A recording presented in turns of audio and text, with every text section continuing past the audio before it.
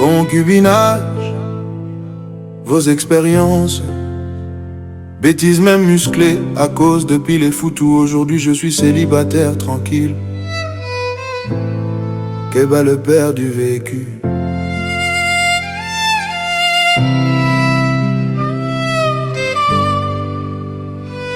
Pour mon expérience de mariage, je vous conseille d'essayer de vivre souvent avec vos chéris avant le mariage concret.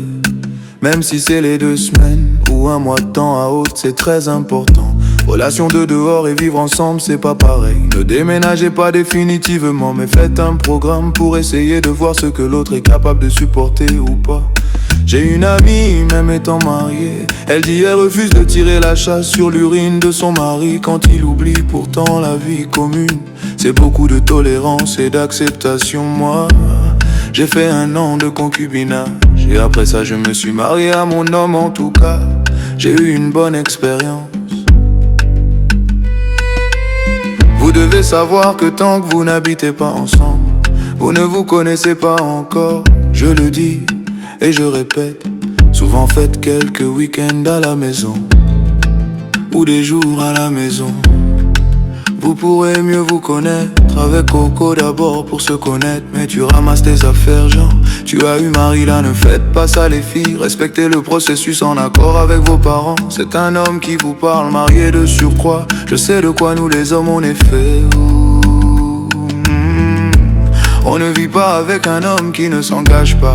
L'engagement est une question de volonté et non de moyens. S'il ne peut pas le faire, c'est pas se battre pour prendre soin de toi qu'il fera. En tout cas, je vous préviens, priez beaucoup et faut avoir cardio, sinon tu vas abandonner. Je trouve que c'est important avant de passer l'étape du mariage. Au moins tu sais à qui tu as affaire. Puis-je faire une note vocale? Concubinage, vos expériences, bêtises même musclées à cause de pile et foutu. Aujourd'hui je suis célibataire tranquille. Concubinage, vos expériences, bêtises même musclées à cause de pile et foutu. Aujourd'hui je suis célibataire tranquille.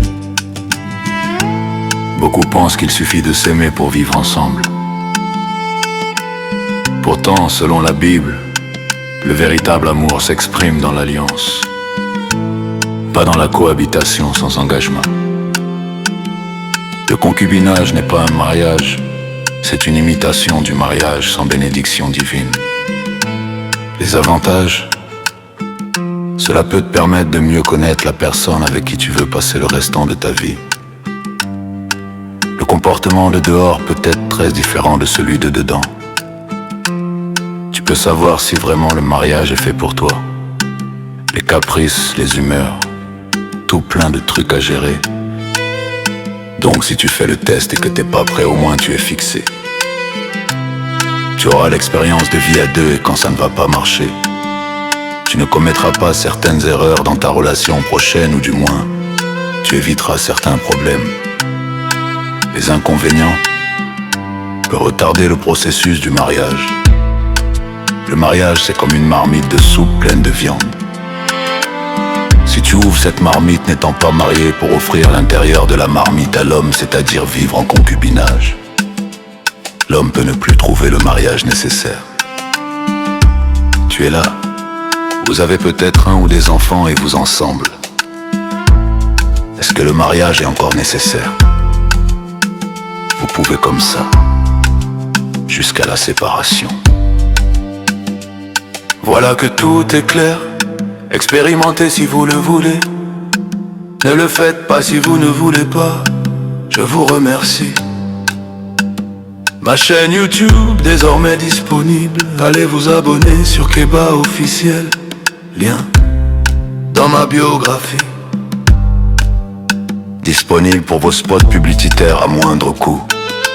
Pour les téléchargements audio et vidéo, rejoignez mon groupe. Merci à Fils Guiro, MSS Baba, Michael Morgo, Assilia Kalenga et Angero, les 5 derniers abonnés. Keba le père du vécu.